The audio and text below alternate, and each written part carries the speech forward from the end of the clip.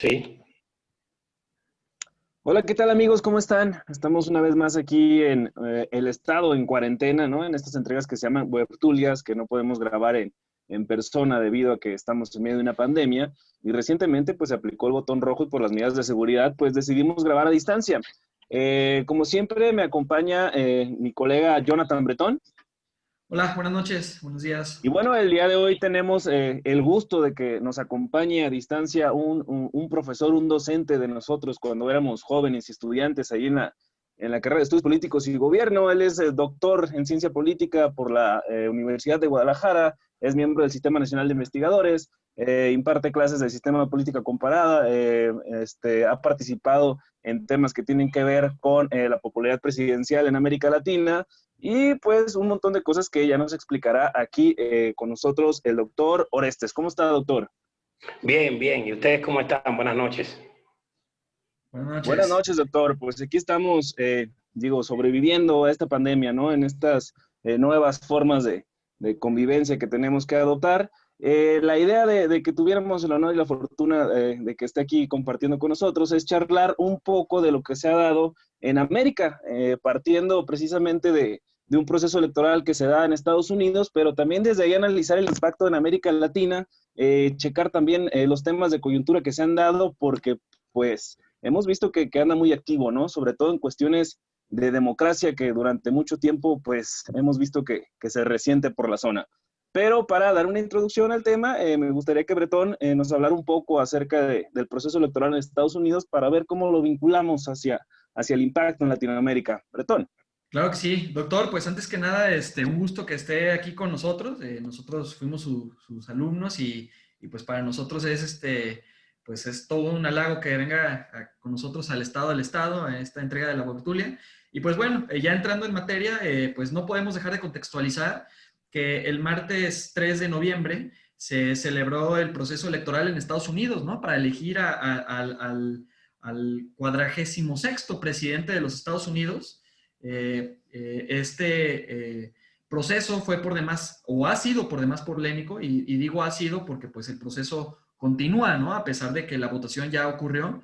Hay como ciertas características que me gustaría tratar de puntualizar lo más breve posible y lo más rápido al mismo tiempo, ¿no? Estamos hablando de un proceso en el cual el presidente se reelige, ¿no? El caso del presidente republicano, Donald Trump, busca la reelección y por otro lado está de frente, ¿no? Un candidato demócrata, Joe Biden, quien había sido vicepresidente, ¿no? De los Estados Unidos en la época de Obama durante 8 años y así también ha sido senador por 36 años, ¿no? En Estados Unidos, lo cual habla de una larga trayectoria política y de un personaje de una trayectoria muy avanzada, tan avanzada como su edad y como la de su competidor, ¿no? Estamos hablando de un proceso electoral donde dos personas ya arriba de los 70 años, ¿no?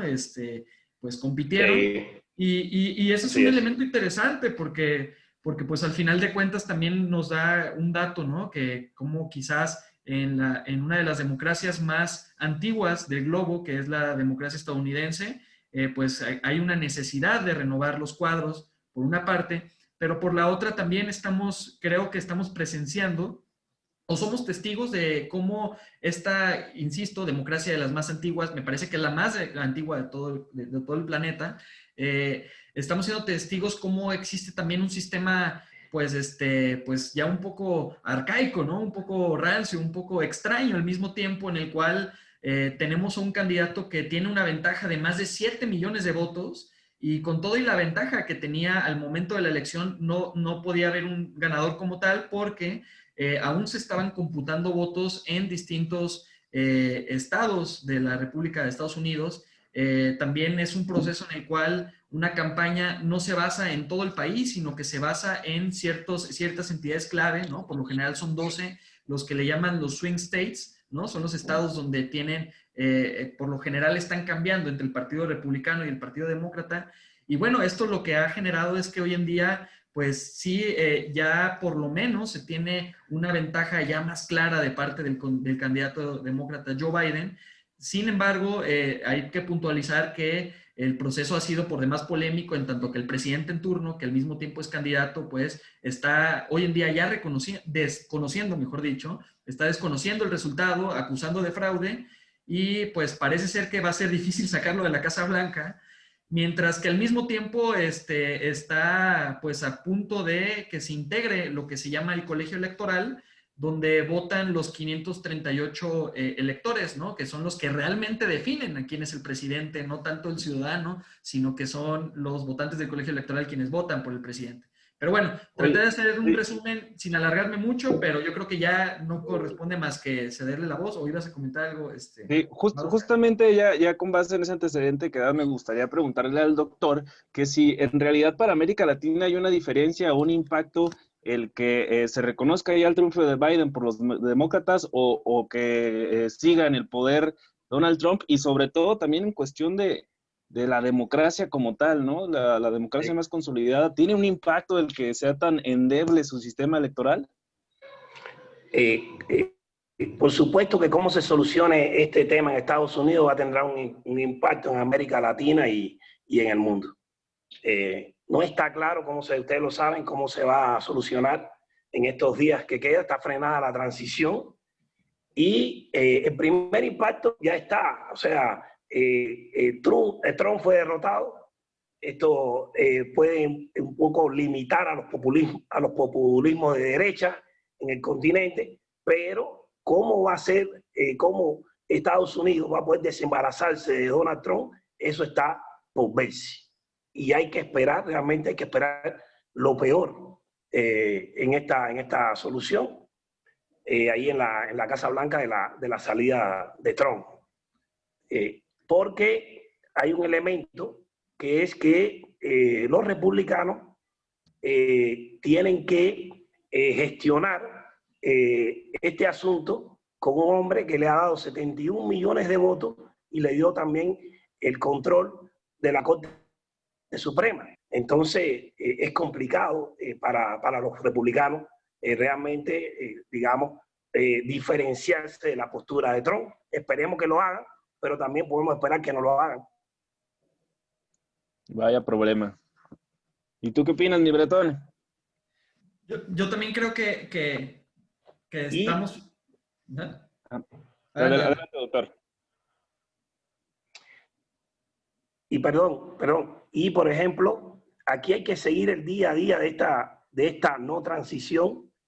Y por ejemplo, eso que pasó, creo que fue ayer o antier, de que Trump despidió al jefe del Pentágono, eso no es una buena noticia en este proceso. Eso es una mala noticia. Porque ese personaje había sido crítico con Trump cuando Trump movilizó al ejército cuando las protestas sociales unos meses atrás. Y es una figura clave en caso de que digamos, Trump decida mantenerse a toda costa en la Casa Blanca. Entonces, eso no es una buena señal. No nos engañemos, no es una buena señal. Sí, efectivamente. Comentaba que está en peligro, yo creo, ¿no? Por lo menos la legitimidad y la democracia, ¿no? Una democracia ya antigua.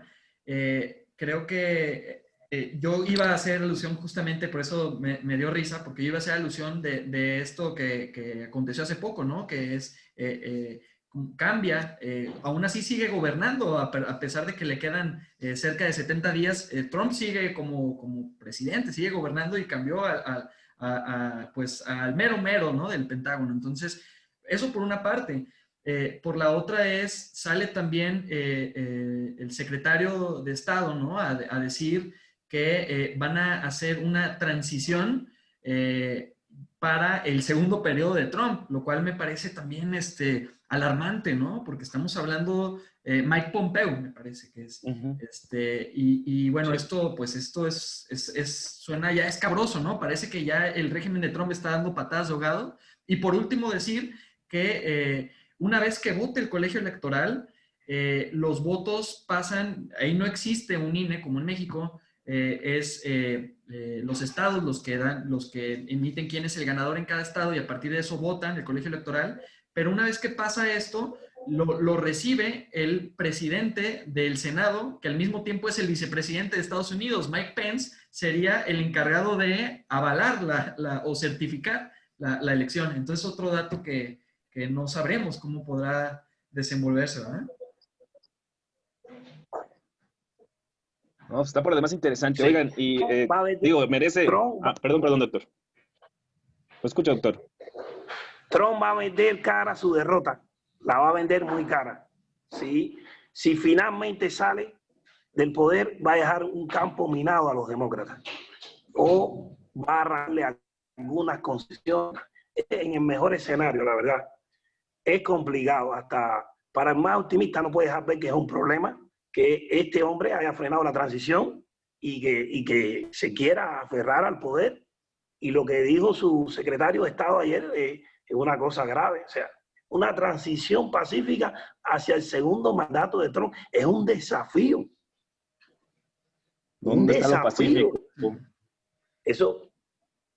Entonces, como dice el director técnico del Atlético de Madrid, esto es partido a partido. O sea, día a día vamos a seguirlo porque esto es inédito. A ver por dónde nos lleva este problema, hasta dónde nos lleva y cómo se va a solucionar, si se soluciona. Sí, está por demás excelente. Por ahí hay ciertas cosas interesantes. Ahorita ustedes estaban hablando justamente de pues, la legitimidad que hay en el proceso electoral. Y entonces yo les hago un par de preguntas rápidas, aprovechando, doctor, de sus conocimientos en Latinoamérica. Sabemos que hubo un proceso electoral ahí en Bolivia donde tuvo que ver un poquito esta cuestión de que hubo como un golpe de Estado y después las urnas regresan al voto. Entonces vemos ahí una cuestión de legitimidad en la votación. Y lo otro también que me parece loable para cuestionar es qué tan legítimo o qué tan correcto o no correcto es que el mandatario Andrés Manuel López Obrador no felicite a Biden como sí lo han hecho otros mandatarios que se han apresurado. ¿Qué opinión les merece o qué opinión les merece a los dos?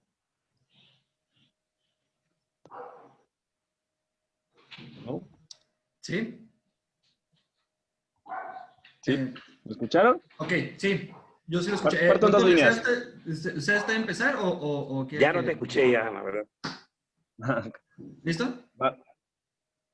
Sí, la primera parte es ¿qué opinión les merece? Por ahí se nos perdió ahí el doctor. ¿Qué opinión les merece el que nuestro presidente no se haya pronunciado sobre el triunfo o no sé cómo llamarlo de Biden? Y la otra ya es como intentar adentrarnos al proceso electoral. Bueno,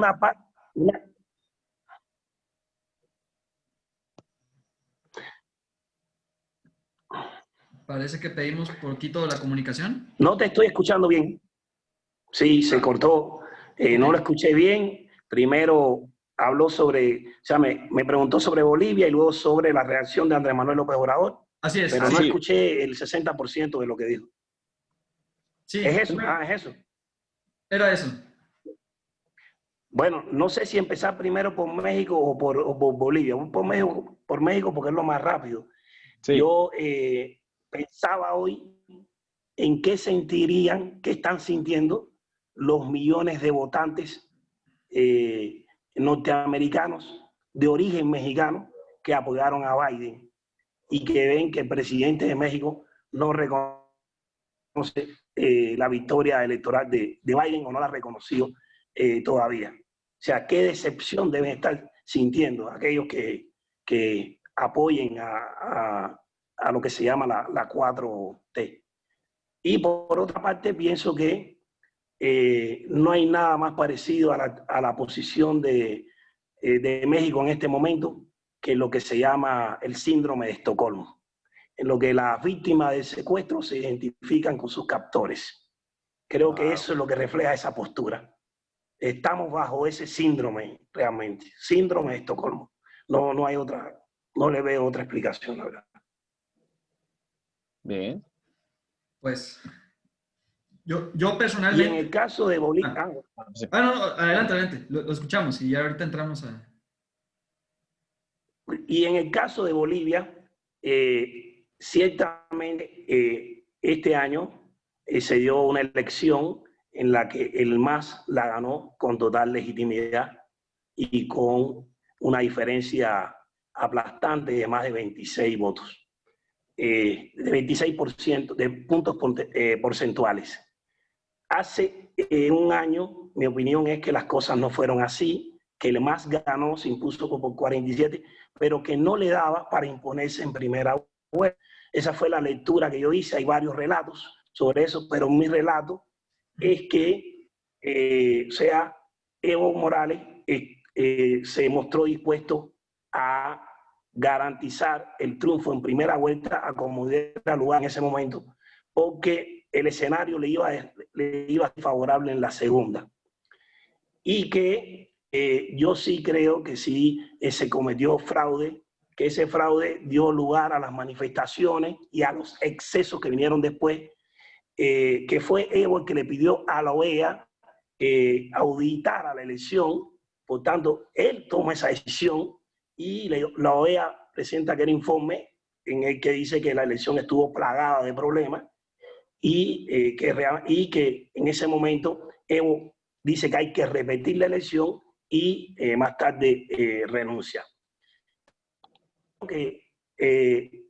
Sí, o sea, Bolivia es un país que tuvo una democracia electoral fallida. Fue el país más inestable de América del Sur junto con el Ecuador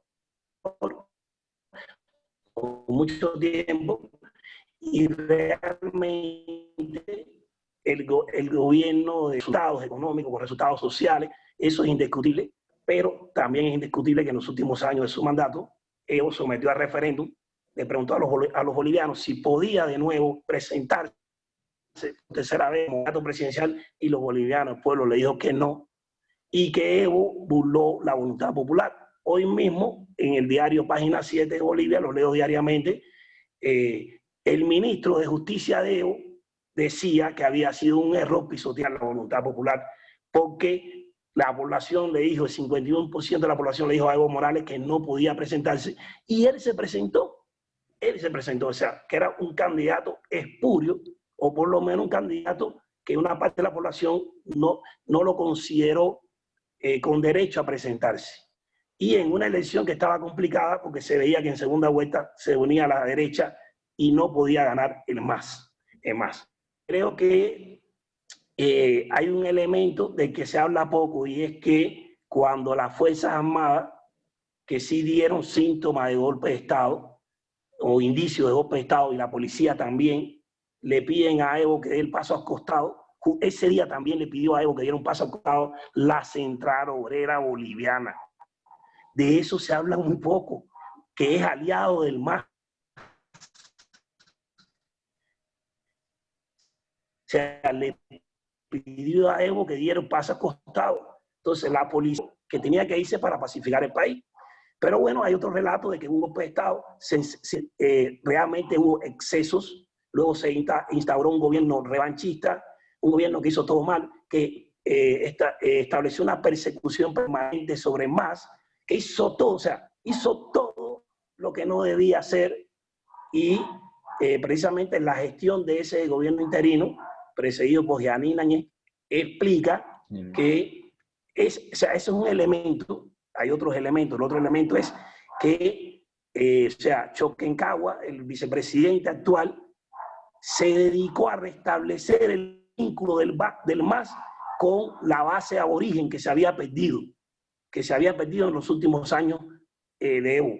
Él sumó de nuevo a la causa del MAS a los aborígenes. Y Evo no estaba en la boleta. O sea, eso es una renovación del MAS. Ningún exministro Evo es hoy ministro de Bolivia. O sea, eso fue un punto fundamental para volver a obtener el apoyo de aquellos sectores que se habían perdido en Bolivia por el MAS, que es la fuerza partidista más importante de España. Pero sin esos tres elementos, o sea, sin Jeanine Áñez, sin Luis Arce y no Evo Morales, y sin el apoyo que vuelve a negociar el vicepresidente, no se explica ese 55%. O sea, esos tres elementos le dieron 8 puntos porcentuales más al MAS, y gana la elección con toda legitimidad. Entonces, pero ahí lo que se está resolviendo es la sucesión de que tuvo resultados, pero de corte populista, en el sentido, o sea, siendo peyorativo, ¿sí? Que cumple con los rasgos del populismo contemporáneo de izquierda. Y lo que esta elección está viendo es precisamente el tema de la sucesión dentro de...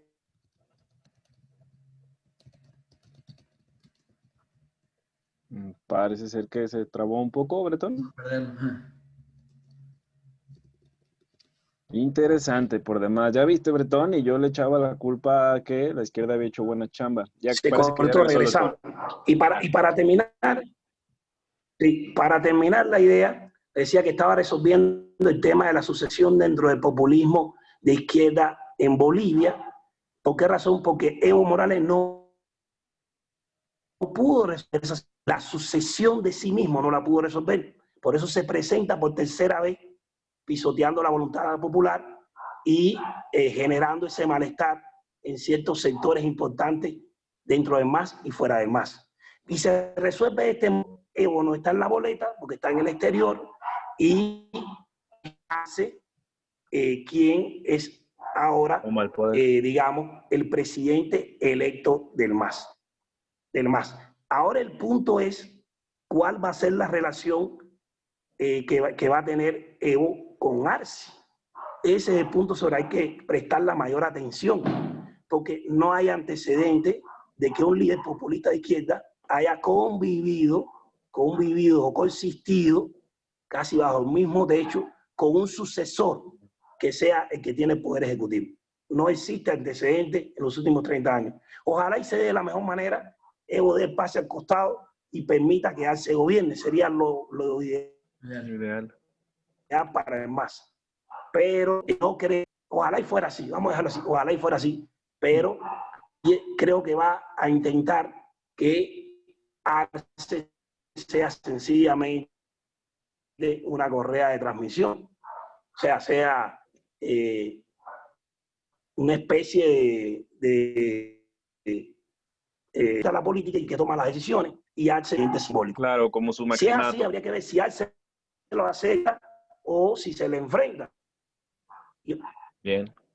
Sí, lo ideal para el MAS fuera así, es que no fuera así, pero hay que estar atento que eso es el tema, ese es el tema, uno de los temas más importantes que tiene pendiente el gobierno del MAS. Y en regreso con caravana, que fue visitando estados, con mucha gente, multitudinario, no fue de perfil bajo, o sea, no es de alguien que va a retirarse de la política, que va a alejarse, que va a dirigir a otro. Pero bueno, vamos a esperar.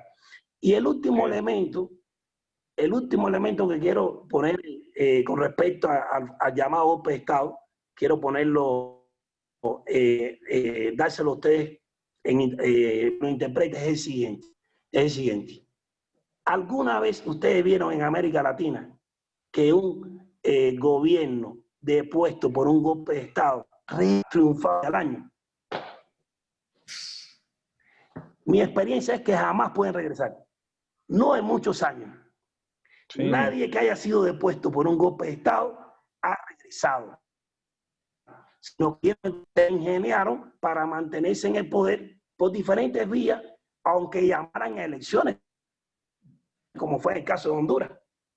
No, jamás un golpe de Estado, un supuesto golpe de Estado, había sido resuelto en la manera de que un año después los que fueron derrocados del poder o supuestamente derrocados del poder volvieron y con un triunfo contundente, con ese final feliz. O sea, no, si hubiera existido realmente un golpe de Estado, es más, no hubiera podido regresar.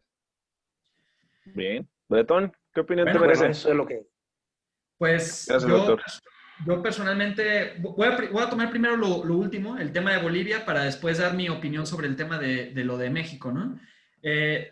Digo, yo sí he calificado como golpe de Estado lo que ocurrió el año pasado, ¿no? Como el ejército y la policía le piden a Evo que deje el cargo, ¿no? Estoy de acuerdo con que ganó la elección y estoy de acuerdo con que no obtuvo mayoría suficiente y debió haber convocado una segunda vuelta electoral, pero para mí me pareció un golpe de Estado y más por sobre todo por las actitudes que tomó esta líder conservadora Yanine Áñez, la cual incluso me cuesta un poco pronunciar.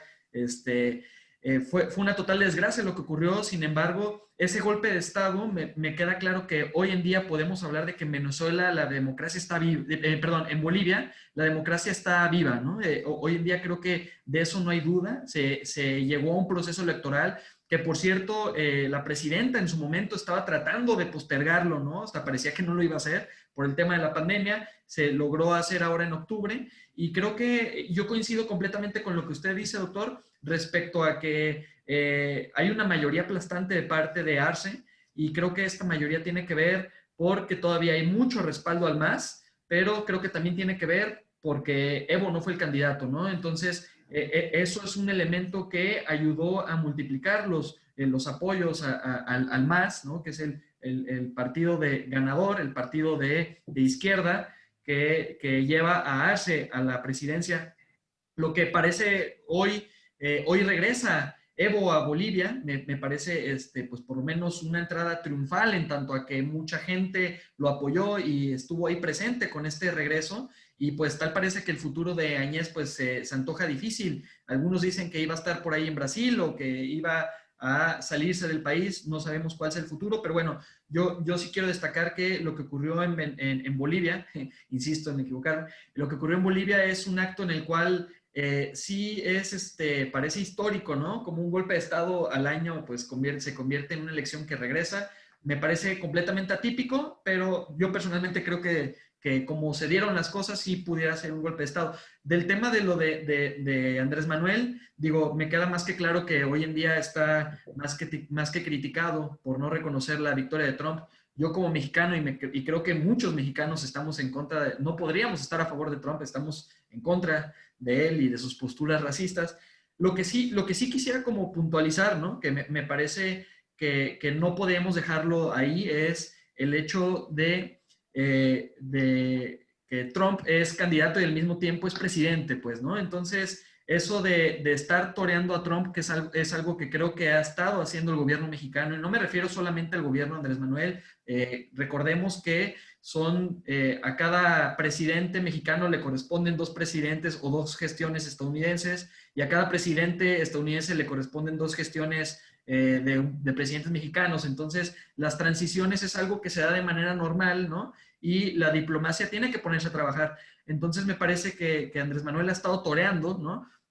Sale el fin de semana a decir, no tanto como que lo desconoce, más bien muestra una negación a querer decir que ganó A o ganó B, y eso creo que ha sido criticado muy fuertemente criticado por la prensa. No sabré si tenga o no razón el presidente o la prensa en que haya sido la mejor acción. Lo que sí nomás vale la pena puntualizar son 2 cosas, ¿no? La primera es que el colegio electoral no ha votado aún, ¿no? Por más allá que nosotros veamos mayoría de parte de los demócratas, el colegio electoral va a votar a partir del 14 de diciembre, que es cuando se elige y se vota realmente por el presidente. Ese es un punto. Y el otro es que de cualquiera de las situaciones, yo creo que el presidente sale perdiendo, porque de haberlo felicitado, estaría enfrentándose a un todavía presidente Trump que podría tener alguna consecuencia directa contra México. Nosotros lo vivimos, el tema de los aranceles al tomate, los aranceles a las partes automotrices. Entonces yo creo que, no sé si juzgarlo como buena o mala su acción, pero yo creo que sí podríamos decir que realmente lo que haya hecho o para donde se mueva, pues le sale perdiendo, ¿no? Entonces, yo sí nomás pido como ese tipo de comprensión, ¿no? Ya veremos a partir del 14 de diciembre, ahora sí, que se declare ganador quien tenga que declararlo, porque hay quienes decían, bueno, son muchos los líderes mundiales que lo han felicitado. Pues sí, son muchos, pero no son pocos los que tienen frontera con Estados Unidos, ¿no? Y creo que es un elemento a considerar, nada más. Pues adelante, no sé qué opinan, si hay alguna otra pregunta. No, pues quedé maravillado. Muchas gracias, doctor. Eso me aclara un poco el panorama sobre variables que no había contemplado. Y digo, ya que estamos hablando de Latinoamérica, y de cosas interesantes. Digo, a manera de cierre, que nos queda poco tiempo, me gustaría preguntarles qué opinión les merece lo que sucedió en Perú hace un par de días. Para contextualizar a la audiencia, resulta ser que el Congreso metió a juicio político al presidente Martín Vizcarra por unas cuestiones de incapacidad moral. Por mayoría de votos, en su segundo juicio, deciden destituirlo. Esto se da a 8 meses de que termine su mandato, entonces resulta demasiado interesante porque van a entrar al proceso electoral en medio de eso. Si pudiéramos dar nuestra opinión en unos cuantos minutos, estaría sumamente agradecido. ¿Qué opinan?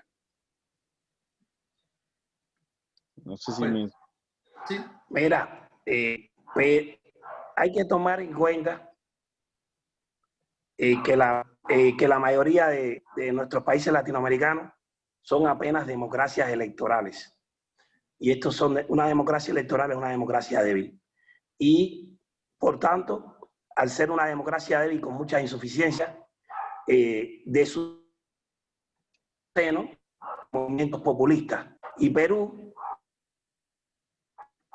es un país de América Latina, me parece que el único, que en derecha y populismo de izquierda. Populismo de derecha con Fujimori, y el populismo de izquierda, con el populismo de izquierda tuvo éxito porque pudo moderarlo, que fue la figura de Ollanta Humala. O sea, lo pudo socializar, lo pudo moderar, aunque fue presidente, le cambió la agenda por una agenda más centrista.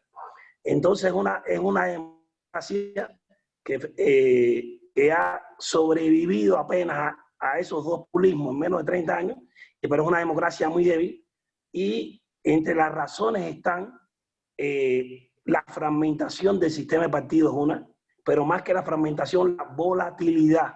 Es decir, los partidos ahí se forman de una elección para la otra, muchos no sobreviven de una elección a la otra, y eso, por ejemplo, ha hecho digamos, opinar a especialistas de allí, de Perú, como Martín Tanaka. El doctor Tanaka ha dicho que la teoría del sistema de partido no es aplicable a Perú, porque en Perú no hay sistema de partido.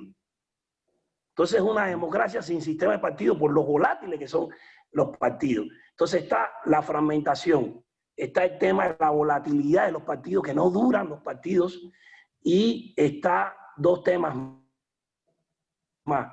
Está el tema de la corrupción. Los presidentes de la etapa democrática peruana han sido juzgados por corrupción o están huyendo a un proceso que les decía opción. Y el otro elemento, su diseño institucional, hay fuertes elementos de parlamentarismo, porque, por ejemplo, no fue la figura de juicio político la que se utilizó ahora por el Congreso, ni la que se utiliza por el Congreso peruano. Es una figura cercana, pero más rápida, más expedita, que es la vacancia. Es decir, y en la vacancia es un trámite que se puede resolver en un día. Los presidentes tienen 60 minutos para defenderse, y donde, si bien hay que sumar la mayoría calificada de los votos con el Congreso, puede remover sin más al presidente. Entonces, este elemento también está presente porque, por ejemplo, Vizcarra, el presidente que ha sido removido, no tenía apoyo partidario en el Congreso. No tenía apoyo partidario. En las últimas elecciones, él no presentó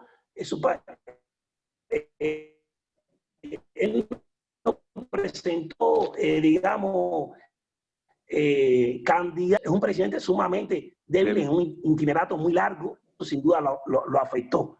Ahora, según la teoría, para que se pueda remover un presidente por estas figuras, ya sea de la vacancia o juicio político, tendría que haber una movilización de la sociedad civil y un escándalo de corrupción en el entorno del presidente, aparte de que el presidente no tenga respaldo en la Cámara Legislativa. ¿Sí? Bueno, aquí faltan dos de los factores.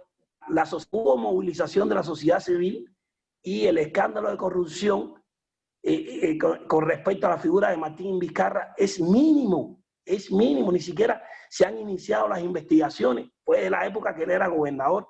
Y entonces ahora vemos que, como estos dos factores faltaron, bueno, ahora se está movilizando la sociedad civil, pero a favor del presidente que han depuesto, y no antes. O sea, esto es lo más parecido a un golpe palaciego, un golpe legislativo, lo que le dieron a Vizcarra.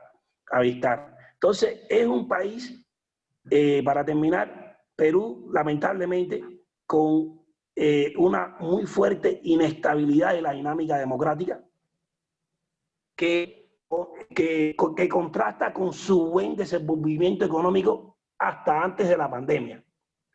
Y que dentro de esa inestabilidad, por supuesto, ha tenido que sobreponerse del populismo de derecha de Fujimori y del populismo de izquierda de Ollanta Humala. Pero ahora que sigue, porque se ha sobrepuesto, pero no logra estabilizarse. Sí. Esa es la situación de la democracia peruana. Bueno, pues, ¿a dónde va? Nadie lo sabe, pero no consigue una estabilidad esa democracia. Pues me iré yo muy rápido a hacer una síntesis lo más breve posible porque ya es cosa de minutos lo que nos queda. Yo creo que, dicho en términos futbolísticos, yo creo que Perú tiene más presidentes removidos que el Cruz Azul subcampeonatos, ¿no? No creo que haya profesión más difícil en Perú que ser presidente. Son alrededor de 6, si no mal recuerdo, los presidentes que se ha removido. Y yo podría asegurarlo así, que Perú es el presidencialismo más parlamentarizado que hay en el mundo, ¿no? O sea, hay quienes le llaman un semiparlamentarismo, ¿no? Por esa capacidad que tiene el Congreso para destituir al presidente. Creo que esta síntesis que hace, doctor, es muy buena, ¿no? De no solamente es cómo lo remueven, digo, la figura que tienen para removerlo, ¿no? Que es la figura de la vacancia, me parece que es digna de analizarse incluso en otro momento. Pero creo que también habría que apuntar en el dedo el tema de los escándalos de Odebrecht, que además tienen relación aquí un poco en México, y quizás es muy a priori para hacer un análisis respecto a si el Congreso, que por cierto es un Congreso unicameral, ¿no? El presidente en este caso es Merino de Lamas, el que entra ahora a sustituir a Vizcarra. Me parece que tendríamos que analizarlo con más profundidad, pero bueno, yo me quiero limitar a decir esos comentarios, no sin antes agradecerle, doctor, que nos haya acompañado y pues bueno, cederle la última voz al buen Oscar. No, pues desgraciadamente se nos acabó el tiempo. Le agradecemos, doctor Orestes. Me parece que fue muy nutrida la plática de hoy. Cada tema nos hubiera dado para aventarnos un programa de muchos minutos. Digo, hay muchas cosas interesantes. Me quedo yo con el síndrome de Estocolmo que menciona el doctor Orestes. Pareciera que sí, nos gusta la mala vida y somos masoquistas aquí en México, pero bueno, esperemos que todo sea para bien, todo en pro de la democracia y que pues vayan fortaleciendo sus instituciones los peruanos, porque parece que andan un tanto débiles. En fin, si no hay nada más que agregar, Bretón, ¿dónde nos pueden escuchar y ver? Nos pueden seguir en nuestras redes sociales, en Facebook, estamos en Twitter, estamos en YouTube. Y bueno, esta webtulia se subirá tanto a Facebook como a YouTube. Les agradecemos que revisen nuestros demás contenidos. Doctor, ¿alguna red donde lo podamos seguir o si queremos leer sus trabajos? O algo, se me hace que se quedó pausado. Ya llegó, el internet. ¿Sí? Bueno. ¿Ya se nos acabó el tiempo entonces? A mí, en mi blog. En su ok. blog. Lo compartimos en las redes. Muchas gracias por la invitación y les deseo mucho éxito, ¿sí? Muchas gracias, doctor. Muchas gracias, doctor. Un Nos saludo. pasamos entonces el blog del doctor y estamos al pendiente. Saludos para todos. Muchas gracias por sintonizarnos. Nos vemos. Hasta luego. Adiós.